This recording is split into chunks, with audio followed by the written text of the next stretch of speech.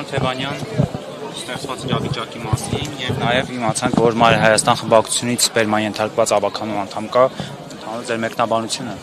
Այո, բերման են ենթարկյալ Սամվել Հարյանին, Երևանի ավականու Մայր Հայաստան խմբակցության անդամին։ Ինչի համար։ Այստեղ գտնվելու համար, առանց որևէ պահանջի։ Մենք կոչ էինք արել քաղաքացիներին ուղղակի գալ քննչական կոմիտե, որպեսզի սատարեն եւ աջակցեն Միքայել Սրբազանին եւ ընդհանրապես հայ առաքելական Սուրբ եկեղեցուն եւ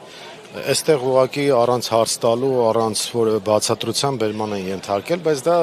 այն ամենափոքր խնդիրն է, որ այս պայն ունենք, այս պայն բերման է ենթարկված Հայաստանի Հանրապետությունը։ Կարելի ասել քննչական կոմիտեներում եւ ոստիկանություններում, դատարաններում Հայաստանի Հանրապետությանն են հետապնդում թուրք-ադրբեջանական օրակարգով։ Պատահական չէ, որ Էրդողանի հանդիպելուց հետո բավական ագրեսիվ հարձակում կա եւ հայ առաքելական եկեղեցու եւ Հայաստանի, ավելի ճիշտ ամբողջ աշխարհի մասշտաբով ամենահարուստ հայի Սամվել Կարապետյանի դեմ։ Ես սա հատուկ եմ ուզում շեշտել, որովհետեւ այս հարվածը Սամվել Կարապետյանին ոչ միայն բիզնեսի մասով, այլ նաև աշխարհաքաղաքական նշանակություն ունի, Հայաստանի ներդրումային իմիջի հետ կապված նշանակություն ունի, հեծի խլումը, որը պլանավորում են իրենք, խայտառակ հետևանքների է հանգեցնելու եւ նաև անվտանգային հետևանքների է հանգեցնելու Հայաստանի համար, շատ վատ նախադեպ է դառնալու դա եւ Հայաստանը բավական լուրջ հարվածներ է ստանալու։ Ինչ վերաբերում է հայ առաքելական եկեղեցու եւ Գարեգին II ամենայն հայոց կաթողիկոսի դեմ հարձակումներին, սրբազանների դեմ հարձակումներին, սա արվում է Հայաստանի ավանդական ինստիտուտները ջարդելու նպատակով եւ սա արվում է թուրք-ադրբեջանական օրակարգը սպասարկելու նպատակով, եթե հիշում եք, ագրեսիան հատկապես ավելացավ այն պահից, երբ որ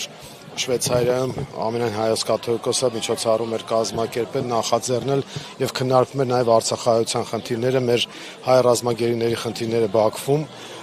եւ դրանից հետո Փաշազադեն է։ Այո, Փաշազադեն կարելի ասել ցուցում տվեց Նիկոլ Փաշինյանին եւ Նիկոլ Փաշինյանը անցավ գործողությունը։ Ես մեր հանրության համար կուզենամ նշել այն ամբողջական փաթեթը պահանջների ու նախապայմանների, որը առաջադրում է Թուրքիան ու Ադրբեջանը, որովհետեւ հիմնականում խոսում են Միջանցքի մասին, բայց միայն Միջանցքի խնդիրը չէ, ուրեմն հարգելի հայրենակիցներ, դուք պետք է իմանաք, որ Թուրքիան ու Ադրբեջանը պահանջում են Հայաստանից սահմանադրության փոփոխություն, անկախության հռչակագրից հրաժարում, ռուսական 102-րդ ռազմաբազայի հեռացում, սա պաշտոնապես չի հայտարարվում, բայց այդ քայլերը արվում են։ Հիմա կարող ենք ասել նաև հեծի